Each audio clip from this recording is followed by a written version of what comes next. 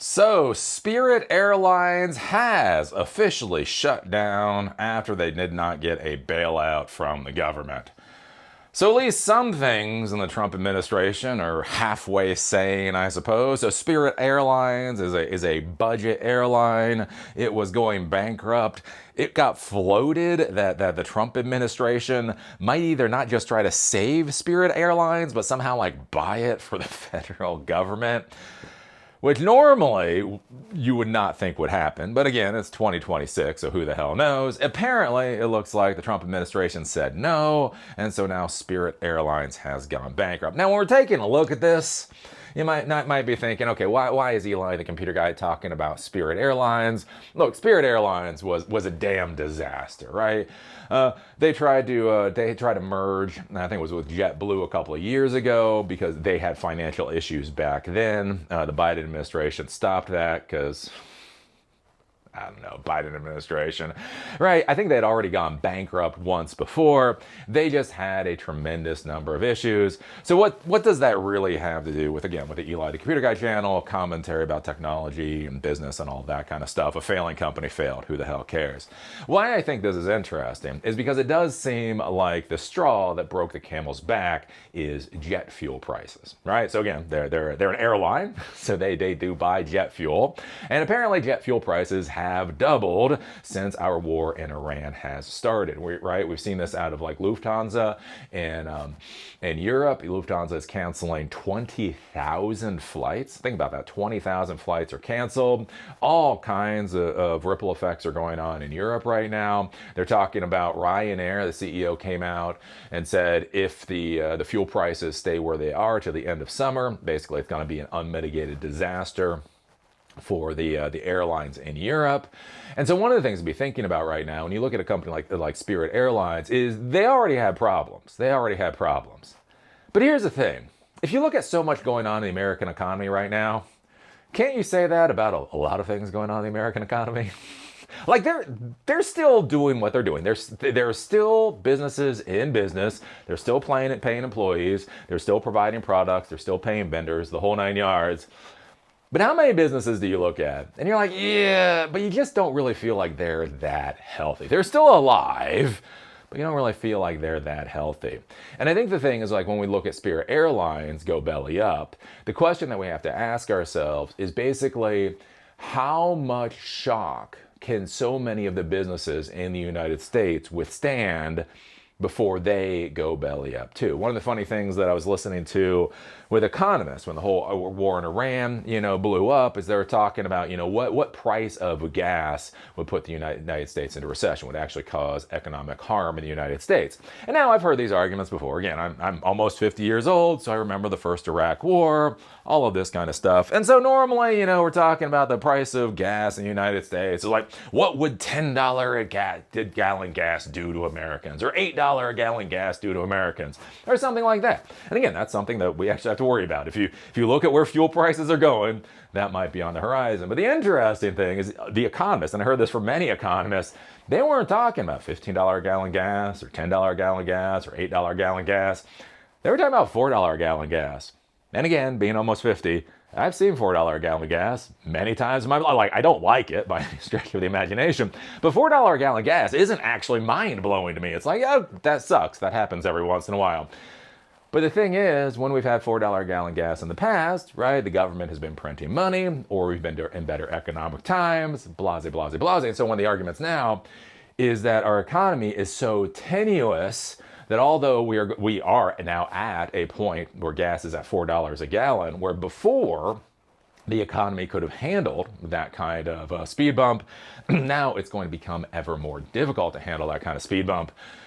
And then the question is basically how many more dominoes fall. If we take a look at this, again, CNBC, Spirit Airlines shuts down after failing to reach a bailout deal, ending discount travel era. Spirit Airlines has shut down. Before dawn Saturday, the carrier ceased operations after failing to secure an agreement with bondholders on an 11th hour bailout from the Trump administration. Grasping for a chance at survival in its second bankruptcy filing since November 2024, Spirit's shuttering marks the end of South Florida's airline's year years-long struggle with a host of problems: a failed merger, shifting consumer tastes, surging competition, and soaring costs, most recently for jet fuel. Spirit said 17,000 direct and indirect employees have lost their jobs.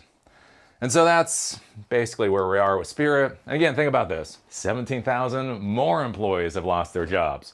Right, again, I keep talking about those with layoffs, right? Meta laying off 10% of their staff, like 8,000 people, plus not hiring another 6,000. 14,000 jobs taken off the board just from Meta. Again, we've talked about Amazon laying off. We've talked about Oracle laying off 30,000. We've talked about UPS laying off 45,000. We've talked about Intel laying off 40,000, right? More and more and more layoffs as the economy continues to struggle and to collapse. And the question is where will the tipping point be? Are you in a financially viable situation? Because I think that's going to be the thing. It's like, you look at, like, again, I talk about Bear Stearns failing and how I didn't care about Bear Stearns. I remember when Bear Stearns fell, and I remember not giving two shits about Bear Stearns. What does it have to do with me? I do kind of wonder with, like, Spirit Airlines, is this going to be that same type of thing where you wake up in the morning, you drink your cup of coffee, you shrug your shoulders, you're like, yeah, Spirit Airlines fell. Who cares? Not my problem, all right?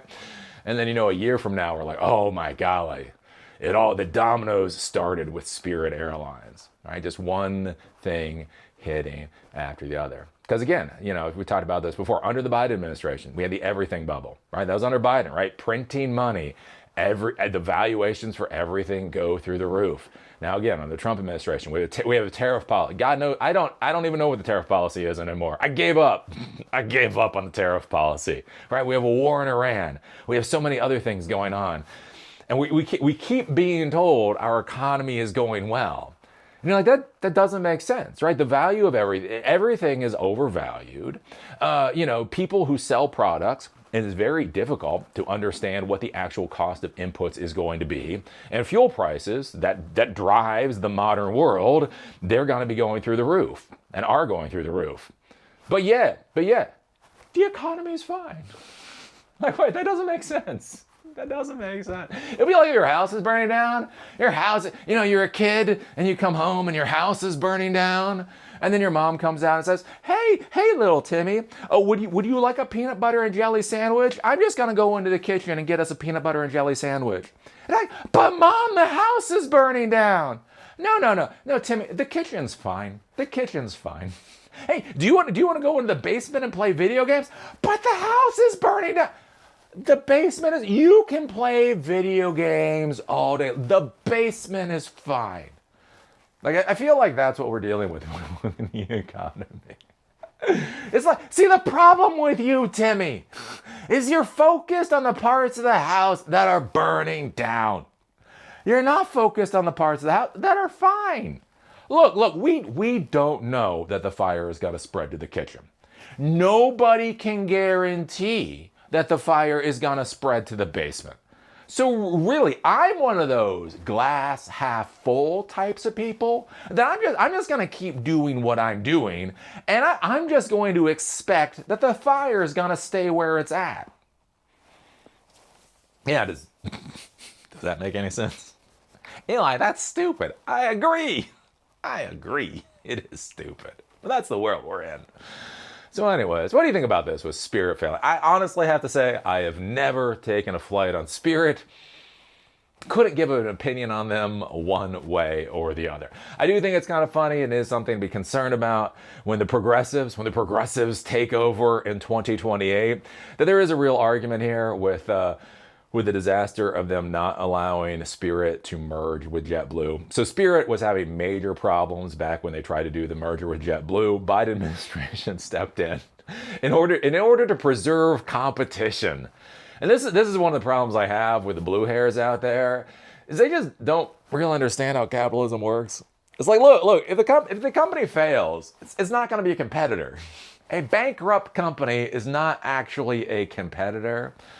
And so that will be one of the interesting things, because the Trump administration is going to dork our economy. It's got to be so bad. But the curious thing is after our economy has been dorked and the progressives get back in, again, the people that say that literally business owners shouldn't complain when their businesses get looted because they have insurance, right? Those people, when they get into office in 2028 and control things, it will be interesting to see how they deal with the economic disaster. Again, I talked about this like with the Towson Apple Store union.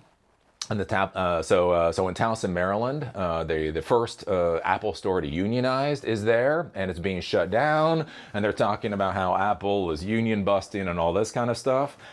And again, I was from the Maryland area. I lived in Reisterstown. I used to go to Towson Mall a lot. I was there when Towson got renovated, and I've been there to see it go downhill again. And basically, when the Apple store went in, 15 years ago, I guess it was. Basically, when it went in with Tiffany's, with Burberry, with Pottery Barn, with Crate and Barrel. Basically, the idea like Towson was going to be kind of like the new up and coming like wealth hub in Baltimore, in the Baltimore area. And so all of these fancy stores wanted to be there. Yeah, but it's Baltimore. Burberry's gone and Tiffany's gone and Crate and Barrel, for Christ's sakes, is gone. Like all those fancy stores that moved in with the Apple store are gone. And so for the Apple store to be moving out, to be closing the store, makes absolute sense. But the funny part is, like when you read about it in the news, you don't hear about the ghettoization of Towson Mall. You don't hear, again, because my mother-in-law just died of brain cancer. So she lived around the Towson area. I was literally staying. There's a Hampton Inn, Homes to Suites, right in Towson, right across like a parking lot from the Whole Foods, right? Like I spent like a month of my life there last year, right? Anyways, I would go down, I would talk to the receptionist in the lobby, because that's the kind of thing that I do, just ask how things are going. This is a fucking black woman from Baltimore who literally looked at me and said, I would not go to Towson Mall after dark. I was like, fair enough. And that's what I told her. I was like, look, I've lived in the Baltimore area for 20 years. I'm not like overly scared about things or whatever else. I just want to understand what it's like right now. And she literally looked at me and said, I would not go to Towson Mall after dark. And so they're closing down the Apple store in Towson Mall because it's fucking ghettoized, right? But the argument, the discussion is not why Towson Mall has become ghettoized. The argument, the discussion, is not the failure of gentrification or improvement in the Towson area. The argument is Apple is union busting. And so what's going to be interesting, right, when 2028, the blue hairs take over, what's going to be very curious to see is what their solution for these economic idiocies is going to end up being. Are we going to get the leeches? Are we going to get you know what will cure that cancer? What? Leeches. Like, no, how about we don't do that? Anyways, so what do you think about this? What do you think about Spirit Airlines failing? Did you have any opinions about them one way or the other? What do you think is going to happen over the next 2.5 years as the economy implodes? And then, bonus question, extra credit. What do you think is going to happen when the blue hairs regain power? Oh, is this going to be an idiocy that's going to be going on for a long, long time? Anyways, if you like these videos, you like my content, do remember you can now get them on Spotify and Apple Podcasts. And with that, I'll see y'all later.